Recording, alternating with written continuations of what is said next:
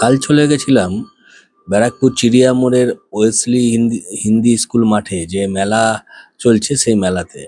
সমস্ত দোকানদাররা তাদের পসরা সাজিয়ে বসেছে। কেউ জুয়েলারি, কেউ কাচের বাসন, কেউ ঘড়ি, বিভিন্ন রকমের দোকান, বহু স্টল এখানে রয়েছে।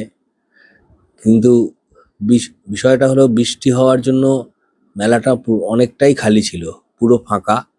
তার মধ্যেই আমরা ঘুরলাম, সব দোকানই খোলা ছিল।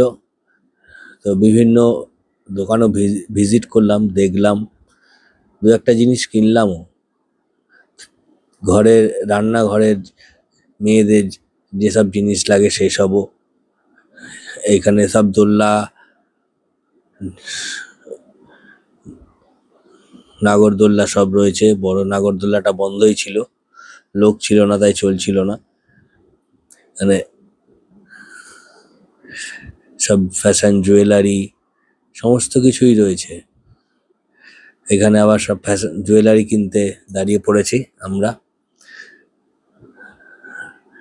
যেখানে জুয়েলারি সেখানে মেয়েরা ভিড় করে দাঁড়িয়ে পড়বে, এখানেও দাঁড়িয়ে পড়েছে আমাদের গ্রুপ। বেলুন ফাটালাম, সুন্দর।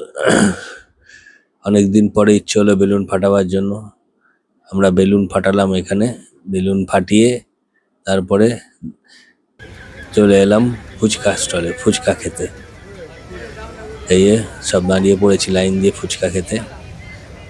দাম জিজ্ঞেস করা হলো, বললো 20 টাকায় 6টা। প্রথমে পাতলা পাতলা পাপড়িগুলো ভেঙে ভেঙে দিচ্ছিল, তাই বলাতে বললাম যে পাপড়ি কেন দিচ্ছ, বড় ফুচকাগুলো দাও। ফুচকাগুলো ভাঙো, তা পাপড়ি ভাঙছো। এই সব ফুচকা খাওয়া চলছে। আমি এক হাতে ক্যামেরা ধরে এইভাবেই খেয়ে নিলাম।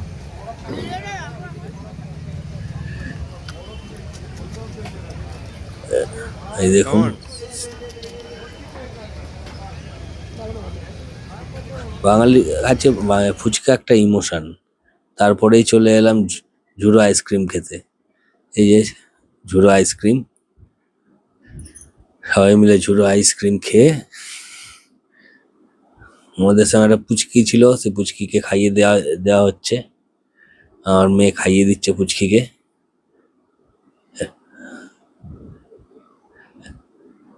এবারে আমাকে খাইয়ে দিল আমার মেয়ে।